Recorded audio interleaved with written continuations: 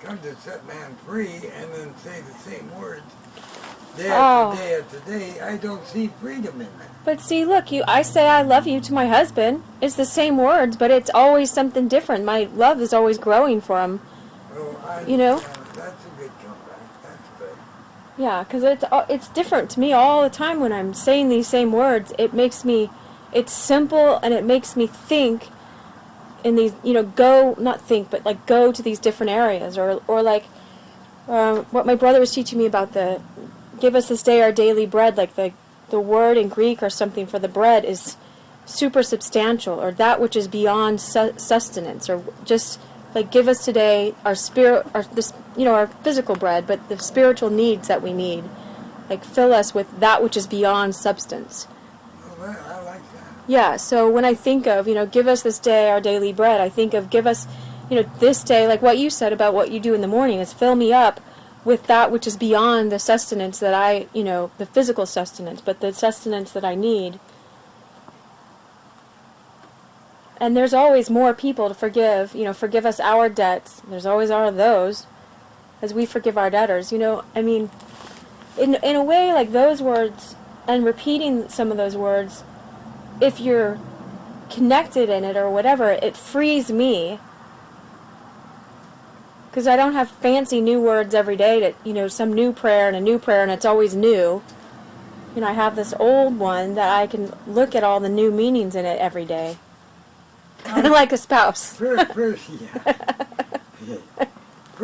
I think that you're an exception to the rule.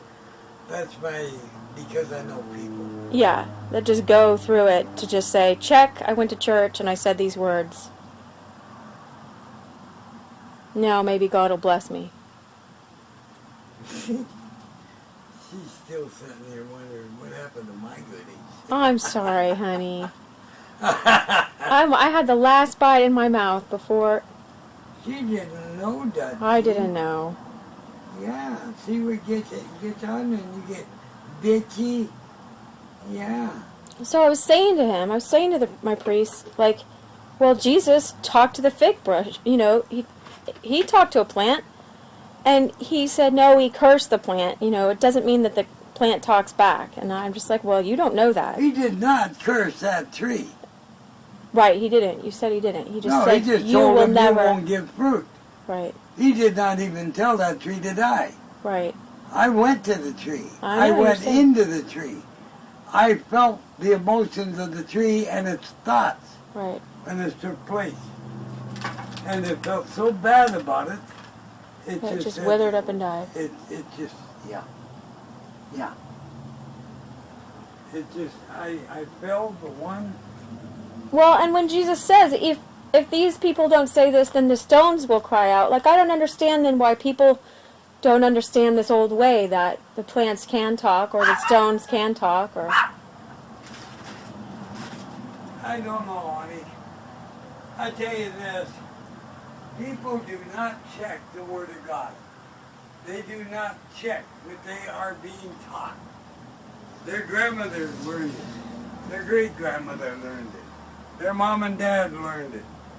What's good enough for them is good enough for me. I'm sorry. Even the pastors keep on that line. That's the way my grandfather, who was a pastor in this denomination, did. And I love my grandfather. But he was a grandfather more than you love God. no. Yeah. I get awful disgusted with people who will not check and then wonder what the heck is going on. It's just ridiculous. That will not open the book and read it for themselves without the added, well, it meant this. It's like changing the Constitution. You know, They're reinterpreting it just to suit they're their writing their own damn Bible. Right. And you're accepting it and believing it. Just like a lawyer will go in and with the Constitution and say, no, it really means this and this, just to suit whatever Yeah, whatever. forest they want to burned down that week or chopped down or whatever. Yeah. However that works. It's I tell you, Armageddon come quickly because we're a mess. Or everybody wake up. One or the other. You know what Larry said? That Larry guy, he said, Larry Taylor, right? I know, yeah. Yeah, he said, it's like when your kid needs a good whipping, or spanking, right? And he's like, and they just spank, your parents spank them so hard. He's like, well, this vision that he saw of Armageddon or whatever, he's just said, it's like you got a spanking so bad and there ain't no bottom left. That's how he described it. Like, that's it. Like, it's totally gone. And he's like, this is, if you want to know who's judging America and who's, like, why America's going to go down, it's God. America's going down not because it's God. It's because it's you. Us. Yeah. But we're being judged. Yeah. Yeah, he didn't say because, he said, like, it was the wrath of God or something. I was in, last time I went to White Pants Church. A church that I spent most of my young Christian life in. And got to be disgusted with that one. But I decided one day I should. And I went. And I was wearing my big medicine bag, this collar, stuff like that. Well, it was a should. It could have clued you in. Sitting there with people that I knew, and a few new ones that I hadn't seen. I hadn't been there for a couple of years. And the teacher at Sunday school, they were all of them. The teacher as well as the setters were all bemoaning what was going on. And everyone pointing their fingers at this politician, that politician, this one, that one, on and on and on.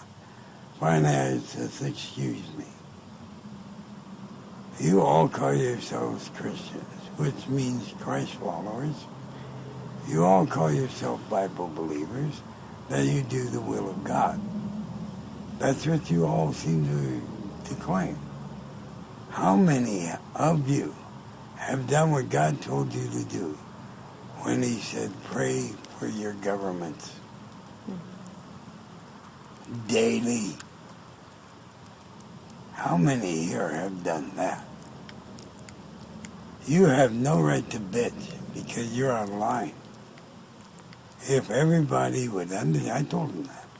I said, if everybody here would start as one mind, praying for their local governments and their federal governments, it can start a fire to others. Because it's going to start working.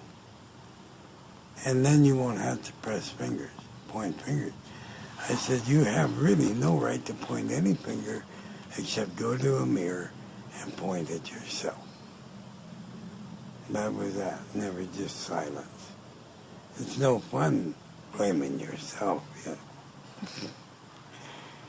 Yeah. More fun to always point your fingers at somebody else. Always bitch, always complain. Truth is scary. And it's worth knowing. It's worth knowing, yeah. And when you know that this is all hologram, it gets scary at times. What am I putting out that this is all about? What am I hiding deep, deep? Oh, that you're creating Armageddon? Yeah. Oh, man, that's not a fun thought at all. No. You're bringing it on. But when you can say, Dad, hold on, let me think a minute. And in your mind, Dad, this one's got this problem. And I'm learning that this one is presented to me by my neck wall to teach me I've got a problem. Whether it's this particular problem or something related to it, I don't know. Would you please let me know what it is and then wash me of that sin? But let me know, so it's why Christ did a number of healings. And there's a few times he said, now go and sin no more. Right. And you'll notice the Bible, the New Testament, is full of stories of he did this, healed that, on and on and on. You never hear of any who stayed sinless. And they went and sinned no more. You never hear, but I bet you just about, if not all of them, did that. And returned to, if not the same sickness, another one. Because So what I'm saying is God can heal you instantly. But without that knowledge of you brought it on, it's your sin that causes cancer or whatnot. It'll come back. That it'll come back in a different way, maybe. Mm-hmm. But your Nagual is trying to teach you something. So grasp the way the Nagual works. Grasp there is a Nagual. And grasp you are the I am. You are not. The other is not. Grasp it totally. And what other is not? Our body? Any other. I am. You are not. Oh, right. Okay. And if you can grasp that, you're all alone in Dad's thoughts. But he's giving you a lot of entertainment, I guess. And when you can grasp that, I still don't and the know. reason Go of ahead, it, you can walk through walls. Energy. That's all we are God's mind, thought, Right. energy. Right. But I don't understand how I am, and then my husband is an I am, but he's not in my dream. He's just it. So the only thing I can understand is it's like he is showing up in my dream, because in my dream, he's showing up, but it's not the real him. But there is a real him. Well, it's both real him and your dream. It's real him in my dream? In a dream? In a dream when I'm sleeping. You're dreaming him, and he's dreaming you. He is the I am. You are the I am. He is your hologram. You are his hologram. But how can he be a hologram if he's really real? Because I'm in my own dream? And we're meeting somehow in a dream? Like, it's not logically working. It's quite logical. You're trying to confuse it. Okay. I don't know how plainer I can make it. I have no idea. Okay. I am in a dream, and I'm the only person in this dream, and you're a hologram in my dream. Right. But you're a real person. In my own way, yes, I am my own I am. But have I never met you, the real person? I've only met my dream of you? Yeah.